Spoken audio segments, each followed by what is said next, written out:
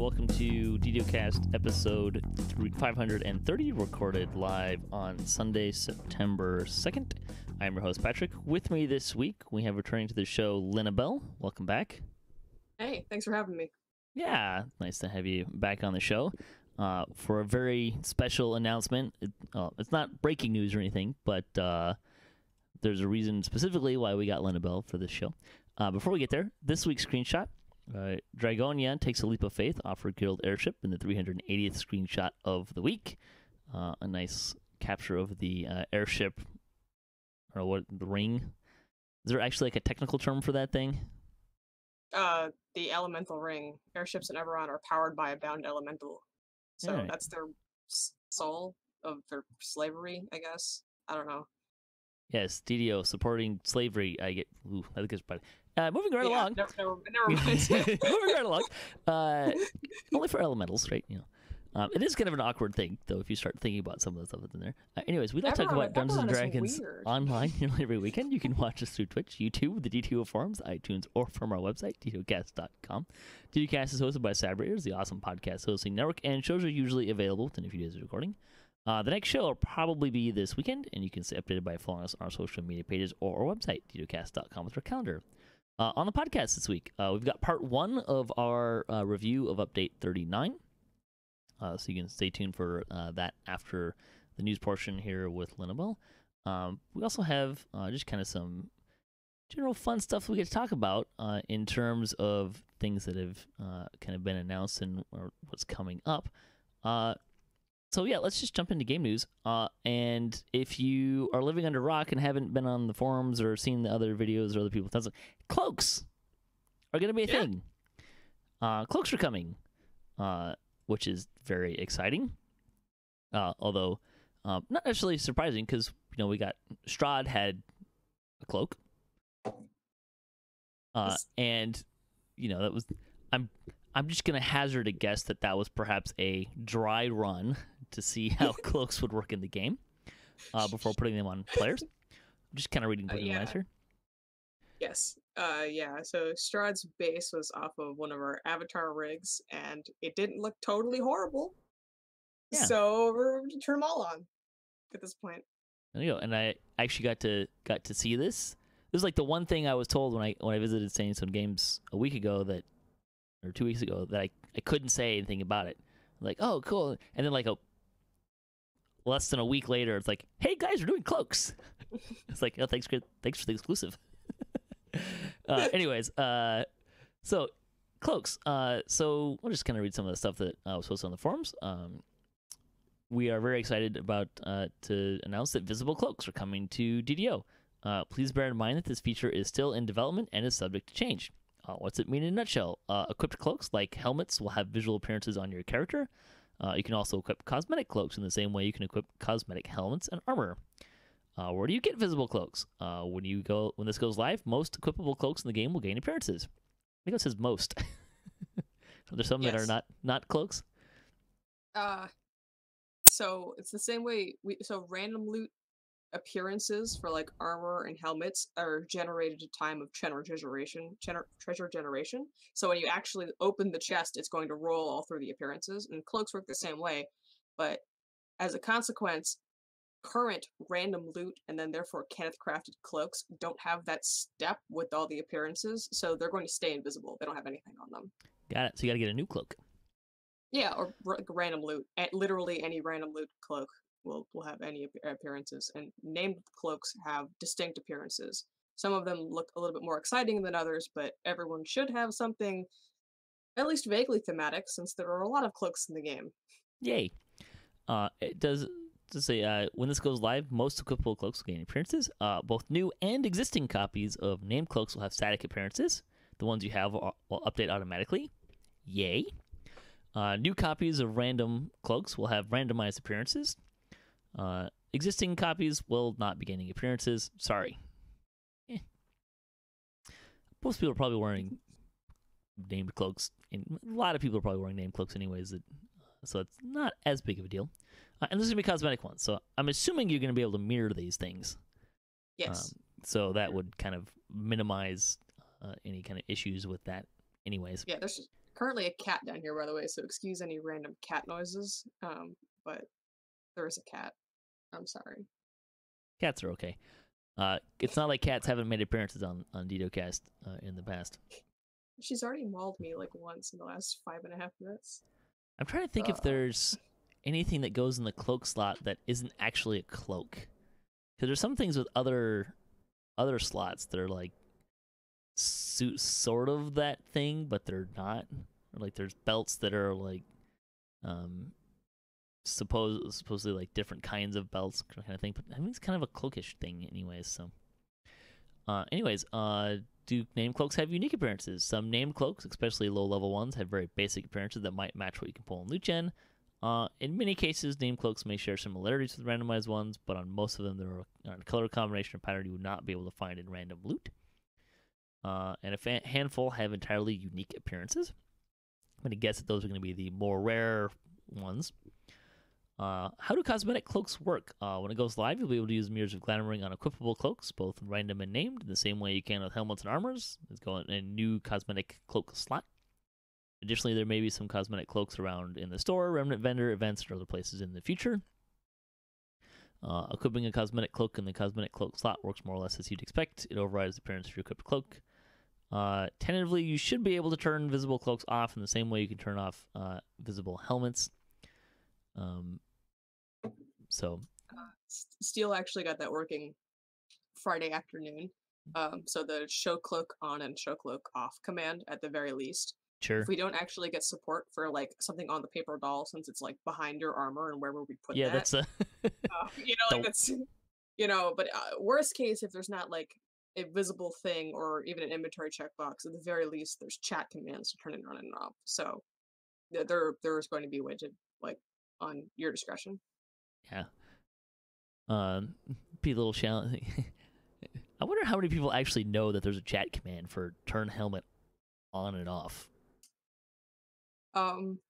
Hopefully nobody, because all of our chat commands may or may not sometimes don't work. Ideally, no one's using chat commands for anything. Fair. Especially goggles up, which I've heard is a dirty hack. But there's a lot of things in this game that are dirty hacks. It's all dirty hacks all the way down. Let's see. Aren't these technically capes? Yes, if you want to get technical, perhaps. There's no hoods on them. They're doing their best to make sure it's going to look good, combined with the wide variety of armor, robes, outfits, and docents. When's it coming to live servers? They're targeting update 40, which I believe is when Night Revels is supposed to...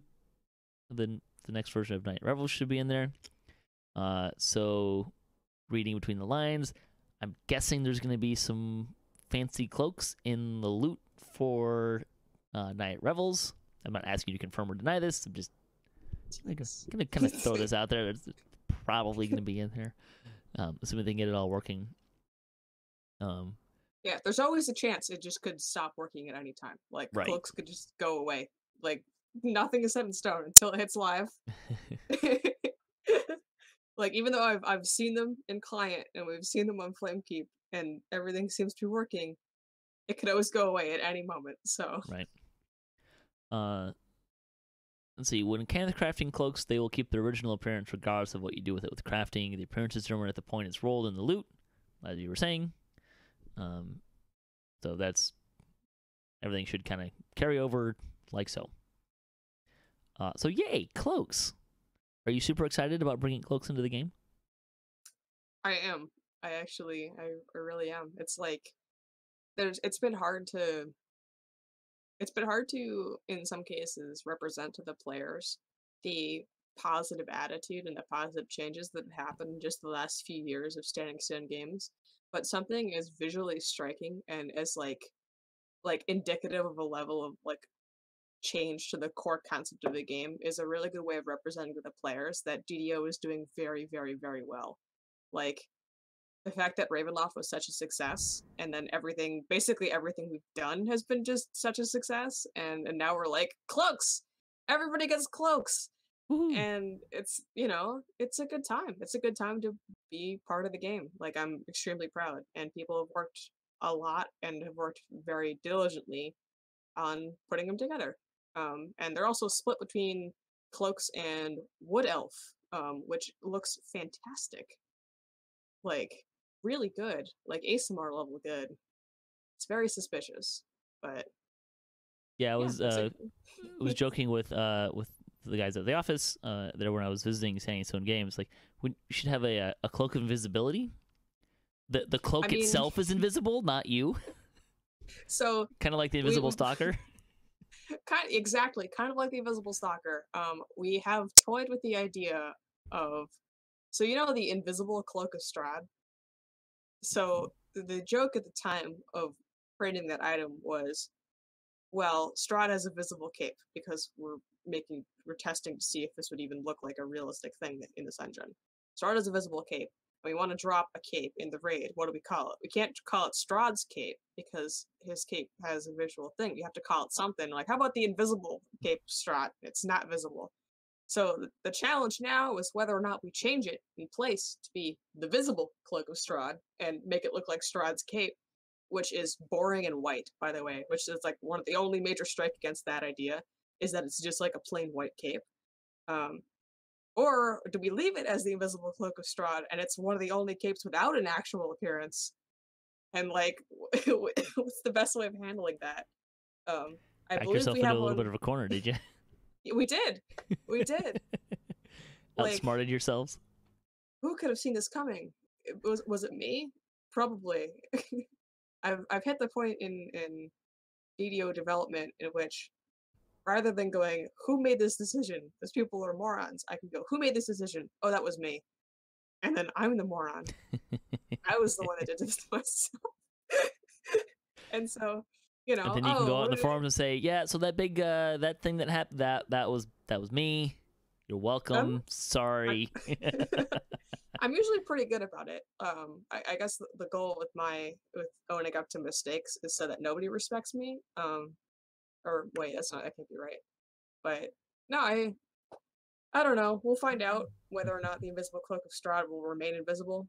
We also have the same challenge with the cloak of invisibility, because we could just not set its appearance, therefore satisfying its design. I mean, or I think we have on the list of like requests to tech to get is a transparency. Like, ooh, there you go. Yeah, and we're not sure, but that's not technically like invisible. What would be cool is if it changed visibility depending on whether or not you had true seeing. The same way that like Lucid Dreams, the rune arm has the quarry, but that's like a big thing, and I'm not sure we can technically do that. So maybe not. That thing looked different if you have true seeing. I don't think I ever Lucid paid Dreams. that much attention. Yeah, if you don't have, it's the same as the NPCs in the Inspired Quarter. If you have true seeing, they have like quarry hats on them, but you can only see them if you've got true seeing. And Lucid Dreams looks like a rune arm, and then if you have true seeing, it has like one of the quarry stuck to it. So I would explain if you think I've seen that, but I've never really paid that close attention. You know, after a while, you just kind of gloss over the fact that there's things look differently. Well, no, I see that thing and it looks cool, but I never put it together that true seeing was impacting what you were seeing. Probably because at the time it came out, the pack came out, basically anything I had that wore goggles was wearing Tharn's goggles. Oh yeah, which have true seeing on them. So I wear the symbol of the Slave Lords basically from level 8 until level 30. So I have true seeing on all the time anyway. Yeah. So like I don't see the other half of those visual gags anymore. We should just like, I don't know, delete the items that have it. I could totally just do that. Well, don't delete people's items. I don't like that. Yes, it's on the list of things not to do. We were talking about wood elves. Yeah, they're great. So the current plan is for the wood elf to use elf past lives, so players who would like elf lives can have the choice of the regular or variant elf race. So it's not a new race; it's a variant, which is interesting because that's a new thing. Haven't done that before. So yeah, well, so current elves, the issue with, so going back a little bit, I think we've mentioned this before, but character, like specifically our player avatars, their stylistic design has become dated in today's like modern graphical setting. but there's some severe problems with updating avatars in place, particularly if players have gotten very used to the current appearances of their characters. And so providing a meaningful alternative in visual, not very much a very not a big deviant in gameplay, but a meaningful visual variant. So players who enjoy playing their current elves and be very upset if we made their current elves look significantly different can enjoy their characters without anything happening to them. And players who don't like looking like weird ghouls all the time can play a nicer, more modern looking elf. And it's a way of introducing, variants in character creation without, sorry, there's a cat here now. It's a way of introducing like character creation variants without, I guess, like interrupting our design space for past lives. Like we prefer for our new races that came out, like Aesmar and then soon to be Tiefling. They're like significantly radically different than our current stuff, and they feel different enough that a player playing a Tiefling is going to feel different than a player playing an elf. But wood elf isn't necessarily meaningful enough to say now everybody's got to get 3 more past lives. Sure. It's the nicest way of doing it.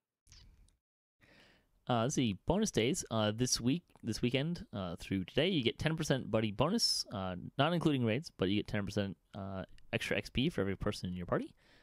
The store news, you get 20% off of Tomes of Learning, select low-level adventures, +2 character ability tomes, and character slots through September 6th. You can also, through September 9th, get double bonus points. If you've been waiting to buy points, now's the good time to do. And the coupon code, hey, if you want to save this up for cloaks, Mirror Glamoring, coupon code COS copy. I'm assuming that's supposed to be like cos copy. Cosmetic copy. Yeah. There you go. Good time to get a free Mirror Glamoring. Yeah, save it for cloaks, because some of them look fantastic. Yes. Extremely excited. Community news. The 298th Chronicle. We got a shout out for coming back with DDOCast. I interviewed Severlin and Torque about White Plume Mountain and some other stuff. It's kind of highlighting White Plume Mountain and then talking about kind of the plans with melee survivability changes and some of the enhancement tree changes and kind of how some of that came about. Psycho Blonde is a longtime DDO player who has been on Mournlands and the Players Council, trying to stream Twitch, so you can check out that new channel. The comment: would you rather wake up stuck in a giant spider's web or tied to a tree in an ogre camp? Neither. Can I choose none of the above? As long as Bilbo's around, neither one's going to be a problem. See the guild for the week. Welcoming Darkness is a guild on Canada server looking for new members, new and old. They have a glaive ship and are level 37, growing fast. If you'd like to join them, you can contact Dionysia in game. Fan site stuff. Streaming with Even. We did Running with the Devils. DDO Players News at episode 190. Let's see. They're catching up. Slowly. Let's see. The newest D&D night on DDO stream. We rescued Annabelle. Or we ended the curse on Annabelle by offering up Saba as tribute, apparently. That's the version that I took away from there. Spoilers. So that was kind of fun. Note to self. If Evil Beaker's the DM, don't miss a session. Bad things may happen.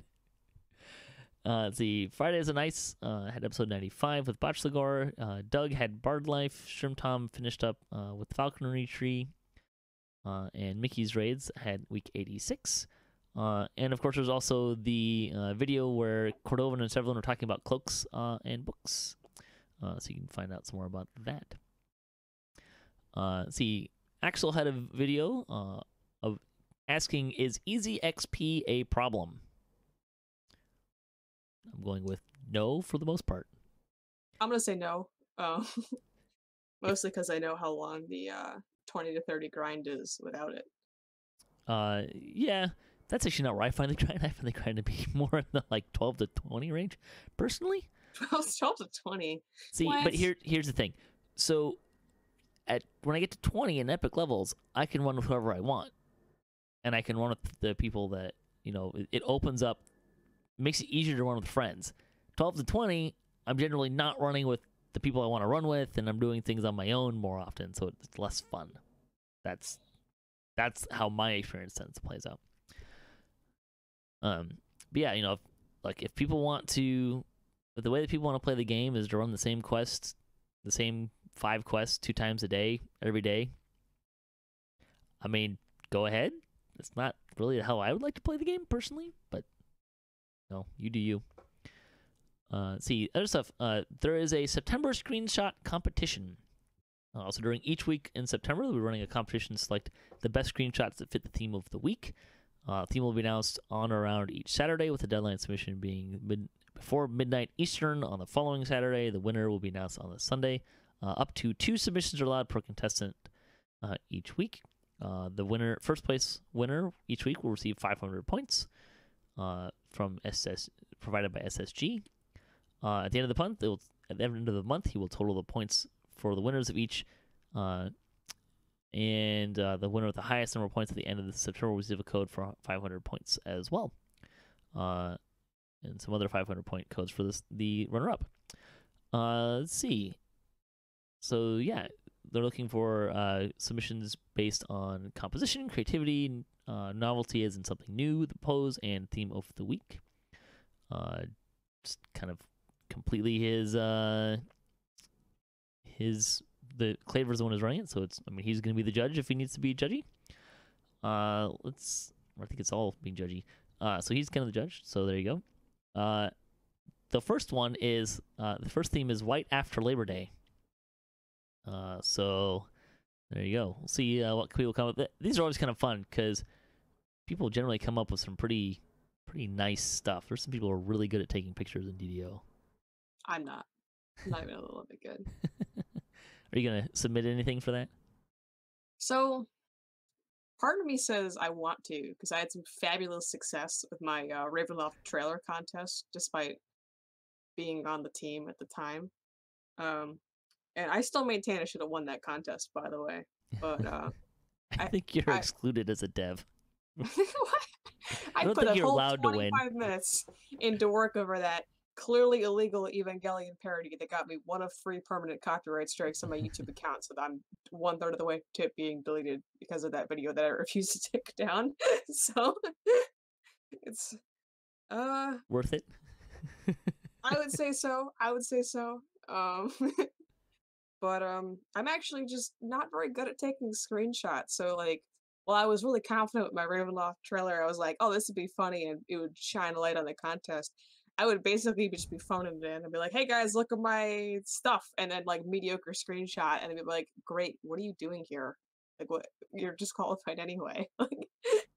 So if you're trying to do kind of action screenshots, the best trick I can give you is to actually take a video, and then so that'll give you a lot of different shots, and then you can just kind of pick the one that you like, the moment that you like, the frame that you like. So the little circle reticle for mouse look is like apparently so hard coded into one of the game's viewport things. The only way anyone has ever found to take it off has been to like hack it out in that version of the client. And it massively frustrates me because like I basically had to like in the Ravenloft thing when I was capturing footage of like Barovia and stuff like that, it was like I couldn't do panning shots with the mouse look because the reticle showed up. So I don't know. It sounds like one of those things that someone's going to get really frustrated with, and then we're just going to make a UI option to turn off. Does the targeting reticle really do much? I'm trying to remember if I even like pay attention to it. It's like it serves a purpose because like it's a way of like it's like you can measure movement, and without it, games without it, it looks weird. Like you're so used to having something there that you edit it out in your brain, but you need that there in the first place.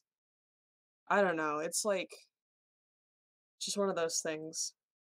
I still maintain though that cloaks are still the second best thing we've done. Because hiding the guild buffs is probably the single greatest and most monumental, influential change that Standing Stone Games has ever made to DDO. That toggle option UI. It's my number 1 pick. Radically changed the game. Can't come up with anything off the top of my head to counter that. Guild buffs, man. They're hidden. What more do you want? I just saying I can't come up with anything in my head to counter that. That's pretty nice. So. Let's see, DDOCast news. DDOCast Planet is back. We started season 4. We've got a new person in the group. We ran kind of a big deal and another man's treasure. Fun fact: the wolves in kind of a big deal really hurt if you're not wearing fortification. Ouch. Yeah, we had a lot of fun. So that's back. You can watch that on Tuesdays, 5:30 p.m. Pacific time, most Tuesdays. And also, we mentioned D&D night on DDO stream. We're kind of filtering the information out. We collectively, people that are involved with that, are working on bringing that as a weekly thing on Sundays, 4 p.m., 7 p.m. Eastern time. So the goal is to have 4 different groups each running once a month, so we can kind of maintain something in that time slot for everyone. We're still kind of figuring out a lot of the details and what that's going to look like. I will be DMing one of the groups, at least as the primary DM for that group. Evil Beaker's campaign, which is the one that we've been doing, will be continuing. There's going to be some other ones as well. Still kind of figuring out. Rumor is that Jerry will be a DM, at least for part-time. So it should be a lot of fun there. Let's see. With that, got a little bit of lightning post from our episode last week with the interview with the devs. So Mike wrote in. So this was in reference to the melee, the new epic defensive feat. One of the things that Arkat and I were talking about last week was, hey, we think it should include the shield, some of the shield feats for the Vanguard people to get a bonus for. Mike said if you're going for a Fallout DPS-based Vanguard on Fighter, then you will never have enough action points to take anything in the Defender tree. Whenever he does the Fighter Vanguard, it's always 41 points Vanguard and 39 points Kensai. So adding shield feats to the Epic Destiny feats would be welcome. Yeah, I think that's a great way of looking at it. A good example of someone who's kind of being left without the Epic Defensive feat, or getting benefit from that, because the shield feats are not included in that. See, Fuzzy Duck 81 said that the animal form cosmetics are nice enough, but he agrees that more full changes would be good. He'd like a rainbow cosmetic for his bear. Yeah, I think there may be some lore limitations and directives that limit some of the overly creativity that you could get with some of that stuff. How it's been explained to me, and the easiest way of explaining it to people, is DDO as a product can contain jokes, but DDO is not a joke, I guess. It's a good way of thinking about it. Yeah, and so stuff like Druid Wild Shape, like basically like core class stuff that is like basically right out of the book, were really held to a visual standard. Mm-hmm. And one of the things that Wizards of the Coast has rightfully some of the most control over is our visual style. Like specifically, like we were putting together Update 36, Razit without the bottom leg panther feet wasn't enough for Wizards of the Coast, and because he has panther feet in the books. And so like it's not a bad thing to stick to book depictions, and for stuff like this that is a book depiction, we are held to that. But if people like them, we can do variations on war paint, but stuff that's like a little bit more out there, like rainbow bears and stuff like that, it's not realistic enough. I'm still wondering if I can get people to figure out like an over-under bet of like when is Steelstar going to get rune arm mounts as war paint for his bears. Let's see. Moving right along. It's nice they've changed the healing and Reaper to give a minimum single point. It means vampirism effects will be more valuable now, and hopefully it'll also apply to less restoration bots. Yeah. I mean, hopefully. The first time I realized that restoration was impacted by self-healing was a bit of a moment for me. It was like, oh, yeah, that's dang it. So damage in DDO, healing versus stat damage and stuff like that, like it's the same number. Like the Right. damage and healing it's this exact same number. So when Sev was first playing with adding a floor, he got it such that you will always do a minimum of 1 damage. Like Reaper scaling can't reduce you to more than 1, but as a consequence, everything that would heal you just did 1 damage to you. So vampirism just killed you over time. Um, That's kind of but amusing. it's fixed now. But for a very brief period of time, this is not so fixed. Is that why it was that way?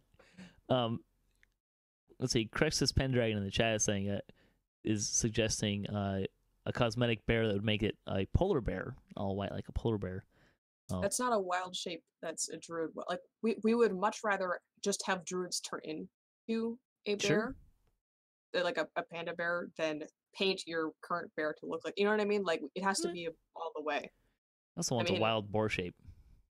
I would like another wild shape, like a pelican or something. I think that would be awesome. What are you gonna do with a pelican?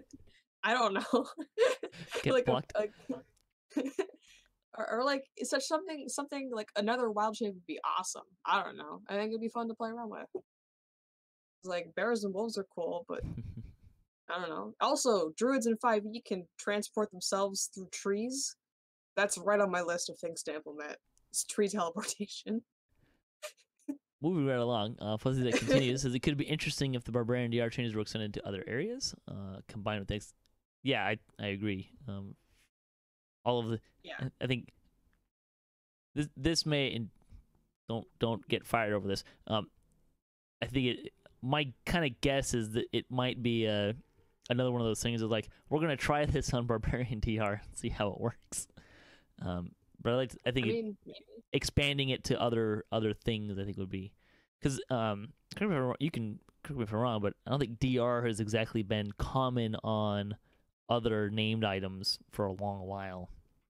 I had to make more of it, and it was really dumb to make for Crystal Cove items because they've DR'd smoothed out that curve. Yeah. But it just doesn't scale at all. Nope. And it's like it's just a weird part of the game. And I'm actually less concerned about DR on players as I am concerned about the DR mechanic on monsters. I think it would be a lot more engaging, and I'm sure players would agree, but in the opposite direction. To have, say, like, devils, instead of having like a DR 10 no silver, would have a DR 10%. You know what I mean? Or 50%, to really force DR as like, because we want to encourage like a golf bag style. We want people to say, oh, I have the perfect weapon for this situation, and then they can pick and choose out of it rather than just keeping one that's like just brute forces through it. And the numbers just don't scale. In the same way they don't scale on players, they also don't scale on monsters. So it's something to think about. I don't think we have any current plans to change any other DR system in the game for players or monsters, since the barbarian stuff isn't even out yet. Yeah. So. Let's see. Fuzzy Duck also agrees with adding the shield feats. Also, losing the ability to throw out some emergency healing to a teammate via Cocoon will be a pretty big deal breaker, so he'll likely end up only using defensive stance when soloing. Yeah, I mean, that's the thing to consider. He'll probably use it on his monk, though, since it specifies things that benefit from meta magics. Losing range, meaning healing hands, healing key, and land hand should all be unaffected. Yeah, that's kind of the big question mark, I think, for me anyways.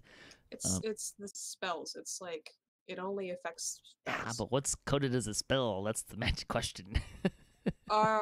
If is a spell different than lay on hands? Yeah, lay on hands is a feat. It uses the feat system. Aha! Answers. Love answers. And healing hands is also a feat because our enhancement system is made out of feats. There's lots of feats in this game. Let's see.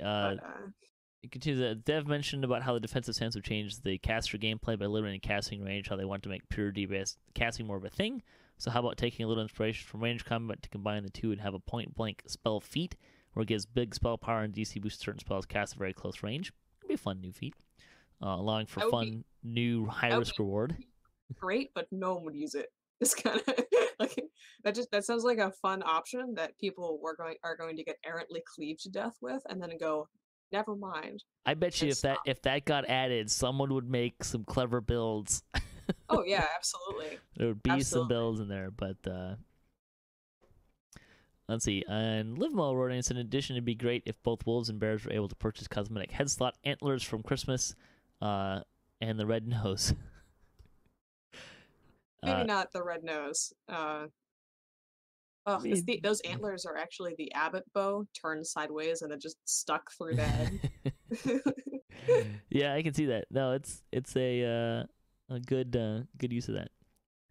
All right, so there you go. Anything else you want to say before we close out the show? Don't take anything that I said as fact. It's all subject to change. A good generic reminder. Yes. Until it hits live, it's subject to change. Yes. After it hits live, it's subject to change. That's true. That's true. We can't change things. There is if you don't actually read the warnings, when you start playing it, it does say warning: game experience may change. I don't even read those. Nobody reads those. Like, it's not physically possible to read half of the end user license agreements. That's just like a warning, like next to the the rating. Oh yeah, that's like a ESRB thing. It's pretty prominent there. Anyways. Oh, I can't read, so thanks, Lynnabel, for joining me on talking about capes, or cloaks, however you want to call them. And thanks everyone to listening to the show.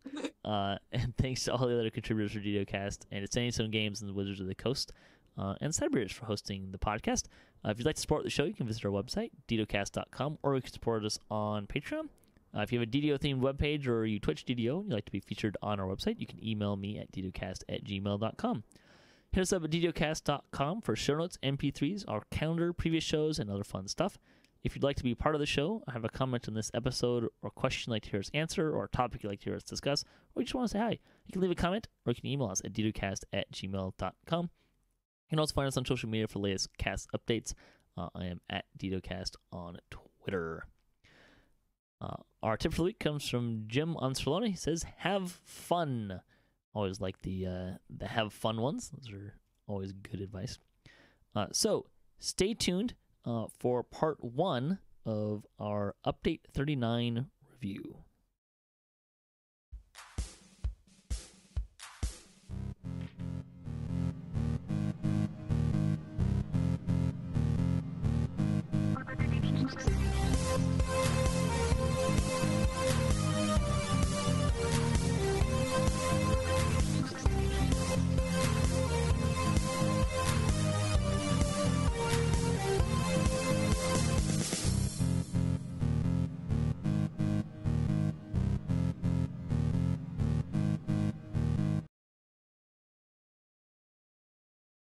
Welcome. Today we are starting our Update 39 review.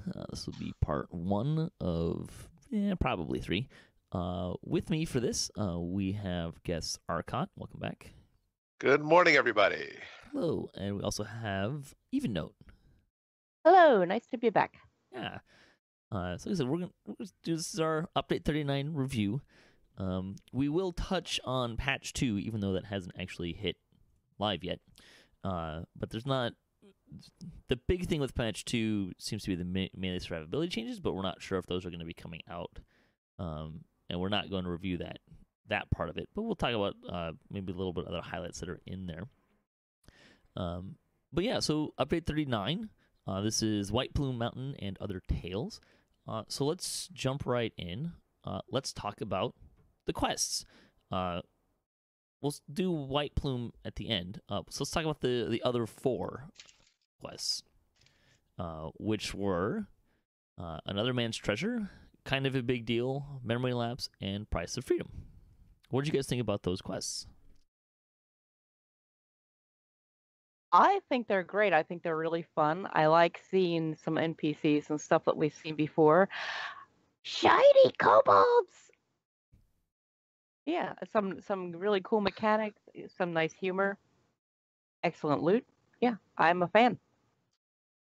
I liked some of the couple of them were really pretty short, so Kind of a Big Deal. And what was the other one? Not Memory Lapse. One of them was also pretty short. Memory Lapse felt pretty short. Okay, maybe that's the one. None of them felt long. No. Well, Price of Freedom's kind of long, but it's the longest of the four. It's also the biggest. I liked them. I liked the loot was good for intermediate epic level loot.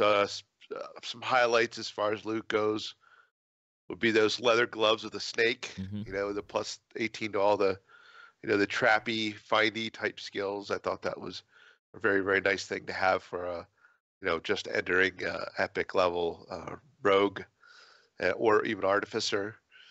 So I thought that was pretty good. The price of, or rather the another man's treasure, I have yet to see anything with the transmuted platinum property.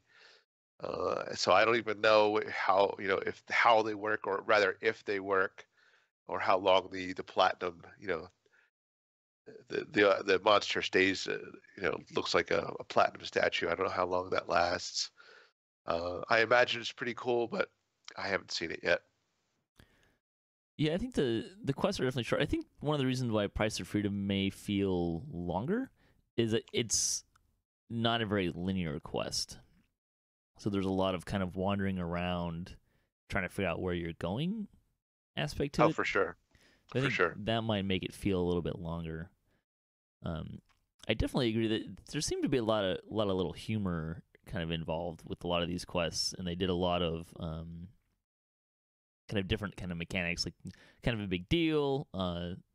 Spoilers being bigified or embiggened was kind of fun, and kind of how you got to interact with the world while you're doing that. So that was kind of a lot of fun.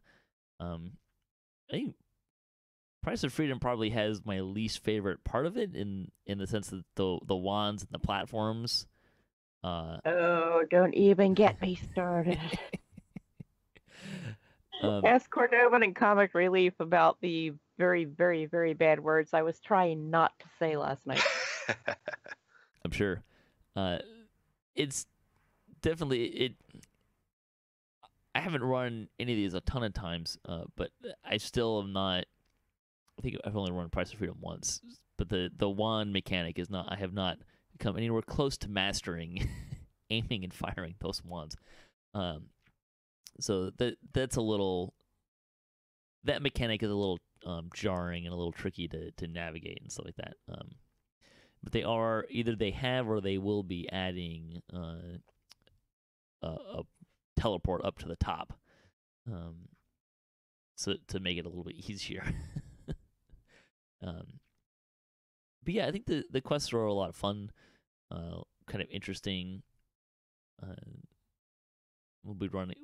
DDOCast will be running through them. We just ran the Another Man's Treasure and kind of a big deal, and at level they weren't terribly difficult. The wolves hit hard if you're not wearing fortification, as I learned. But yeah. And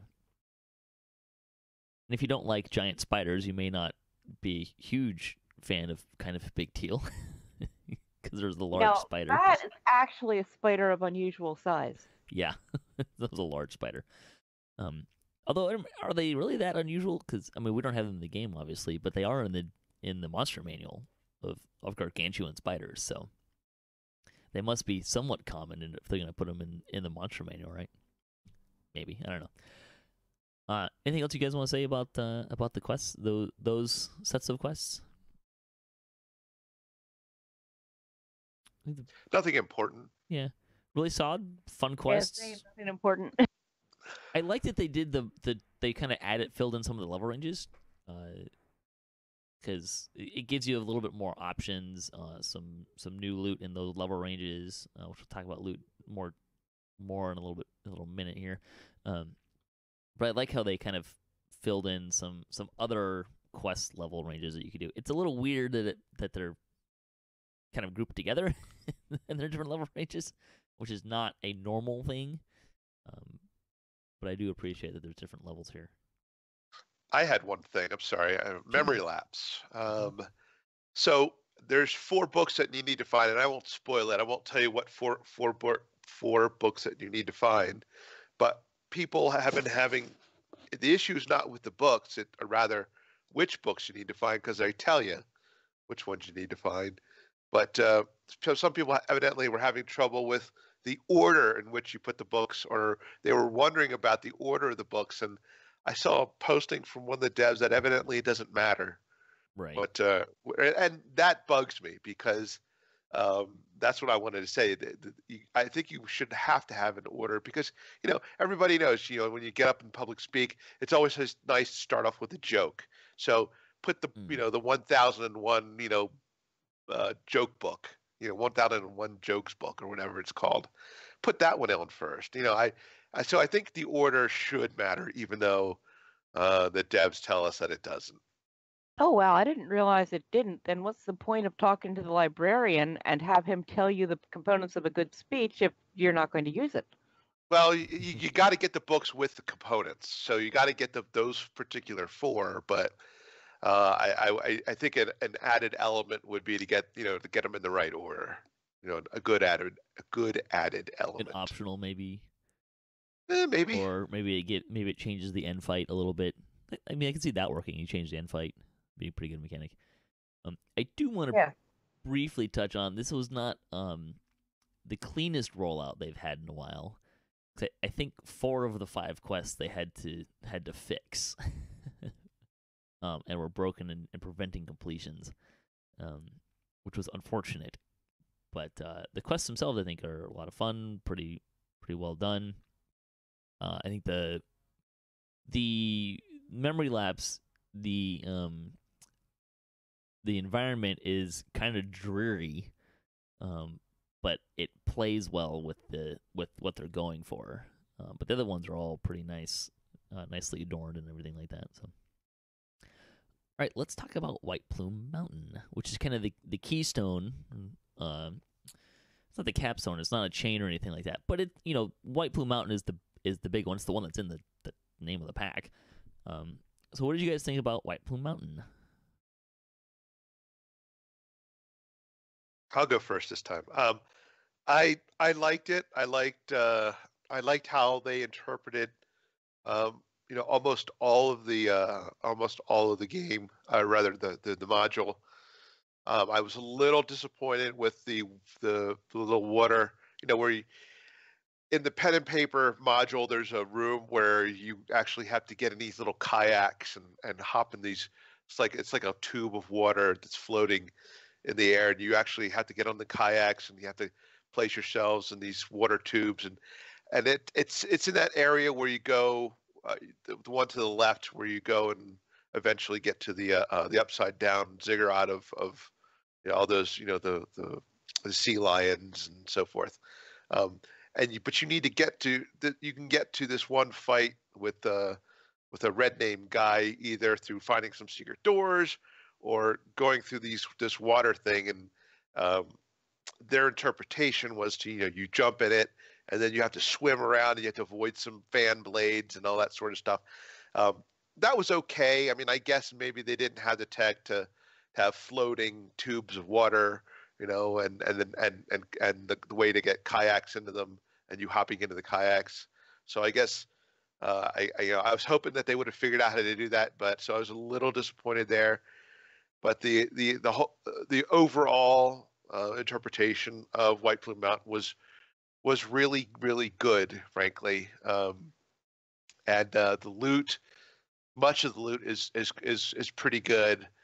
They, as far as I'm concerned, they hit a home run with Whelm, the hammer, the Warhammer. Not only does it look great, but I think the abilities they gave it fit pretty well with it. I would like to see it in the future that you get some sort of bonus if you're a dwarf wielding it, but it's not super important. And everybody is well aware of my problems with Black Razor. I've posted on the forums incessantly about it, but I guess I'm hoping that when the next pack comes out, they have the next raid, that there'll be some sort of ways to make Black Razor more like the Black Razor in the original pen and paper module. And I guess that's all I'll say about White Plume Mountain. Evennote? Yeah, I've only run it a couple of times. We got through the first 4. We didn't get to that one last night. I like the loot. I like the spinning tunnel. Also, I'm losing my voice. That's not good. Well, depending on your point of view. Yeah, the water parts. I mean, I like that there's some cool new monsters. I know I enjoyed it when I ran it, and I am racking my brain. I don't remember that much about it. I do love the little pen and ink loading screen sketch. I don't know if they're still using that or not. No, that was just a one-off kind of a the dev who did that put that in as a placeholder for Lamania. So it went away when it went live. Unfortunately, it was pretty funny. They should do more stuff like that. That'd be pretty great. We need more loading screens like that. Yeah, Yes, right. that looks like Fulgrim's artwork. I really liked White Plume Mountain. I still think Haunted Halls is the best classic module or quest. That may just that I think is partly source material. But I think I haven't played any of them in pen and paper, but I did like White Plume Mountain. I liked how there were a lot of kind of little room challenges that I think played really well. One of the things about Temple of Elemental Evil and Assault on the Slave Lords is there weren't really any encounters or traps other than some small terrain features that really stand out as different from kind of just the generic dungeons, or they don't feel very classic encounter type. And I think White Plume Mountain has several that do feel like they are classic module encounters. Specifically the floor, or there's like a slippery path that you have to kind of navigate with spikes at the bottom. That feels very pen and paper. I'm not exactly sure what the spinning tube with the tiling, like, that was a little jarring more than anything else. I might be able to shed a little light on that, Patrick. The guy who wrote the White Plume Mountain originally actually gave an explanation, or rather kind of an origin story of White Plume Mountain. And White Plume Mountain was actually an amalgamation of a bunch of encounters that he made up individually, and he's sort of squished them all into one dungeon. It was really kind of done on a whim, and he did it to I guess kind of get a job at TSR, and I don't know if it's part of a contest but it was hey, this is what I can do, and so he just did something at the last minute, more or less, and put all the stuff together and sent it in, and he was surprised as the next person that they chose to actually make his module a real thing. So yeah, it's very disjointed, and there's lots of other seemingly unrelated elements put together into that one dungeon, and that spinny room is obviously one of them. I don't know if it felt unrelated. It was just very, very different. Almost, I could see how some people might find that to be kind of nauseating, which might be part of the intended effect. But it was definitely kind of a weird, ad in there. But yeah, I like the feel of it, the navigating, and it all felt really good. And played really well. Like I said, it felt more like a classic module than I think the last ones have felt. This one didn't like Assault on the Slave Lords kind of had a nice through arc and kind of story thing going. This one, the story of this one is not like really stellar in the way that Haunted Halls and some of the other ones are. Even Temple of Elemental Evil has a pretty good kind of a story-ish thing going on there. But this one, I think, the encounters is what I really kind of took away from White Plume.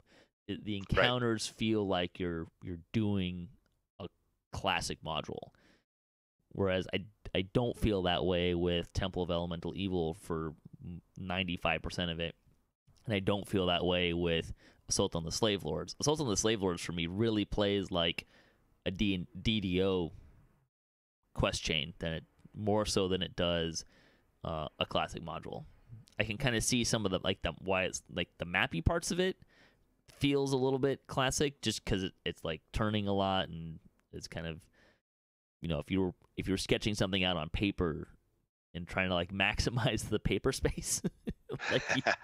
I don't know if for those people who have DM'd before and have created their own dungeons, like it feels like you're like you've got one sheet of paper and you're trying to fit everything in.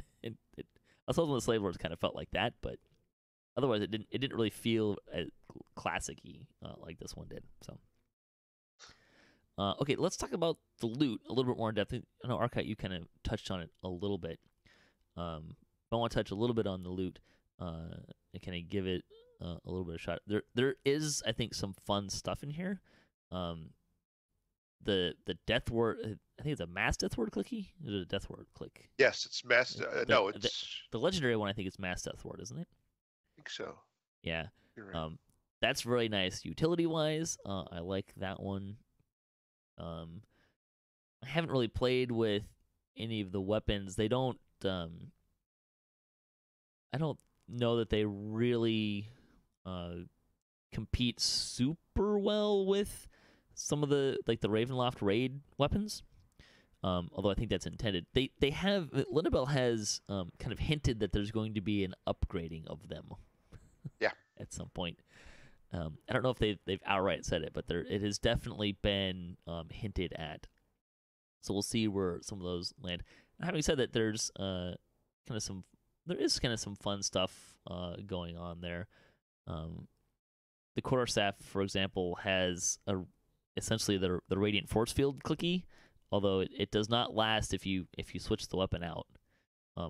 Which I agree with why they did that, because otherwise everyone would want to get it. And everyone would have to have it, kind of thing, and that would be tedious as well. But if you're a quarterstaff guy, it's a really nice thing.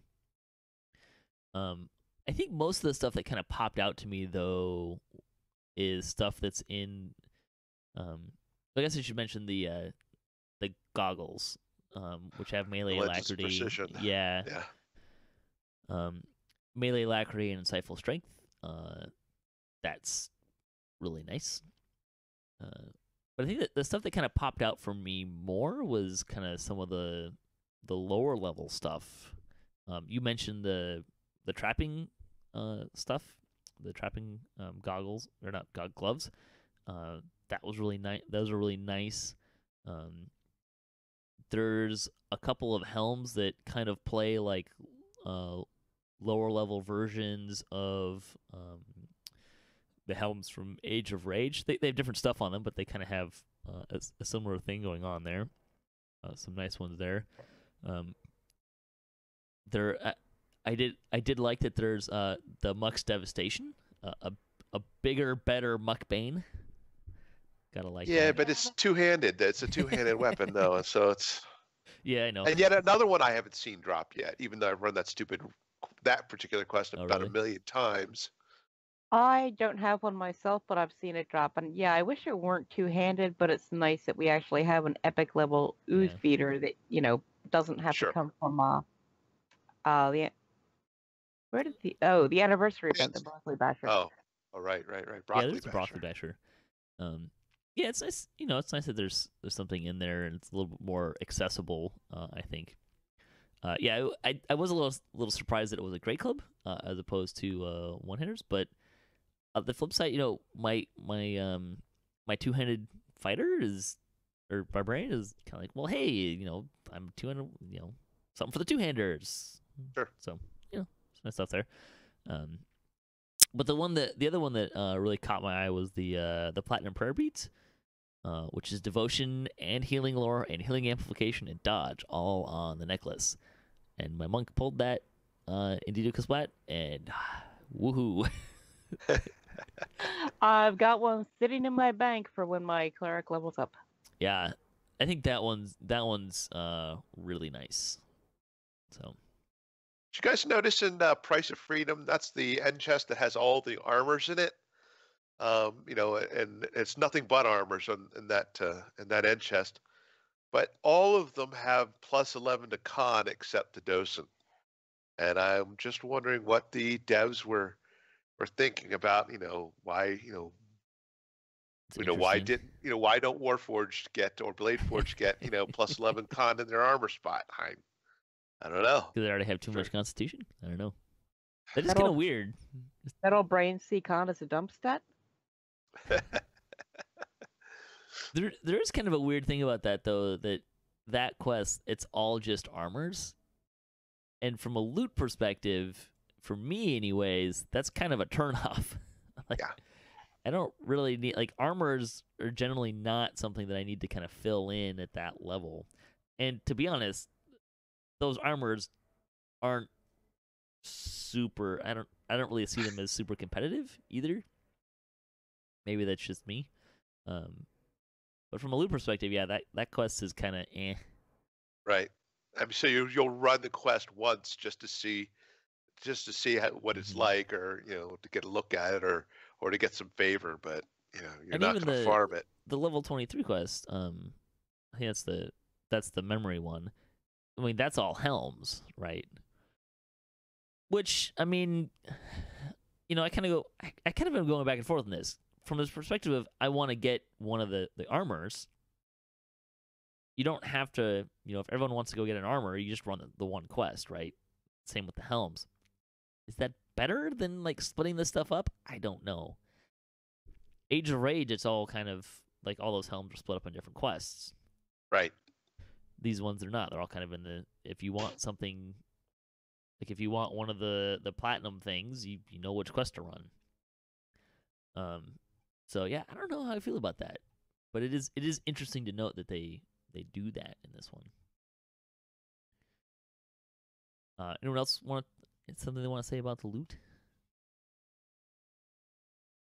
If any devs are listening and could put an Echo of Whelm in my next chest, that would be great. Other than that, no. Yeah, good luck there. All right, so we will wrap this section up. We'll be back with another part next week. So thanks for listening. Join us next time. We'll continue reviewing update 39 with part 2.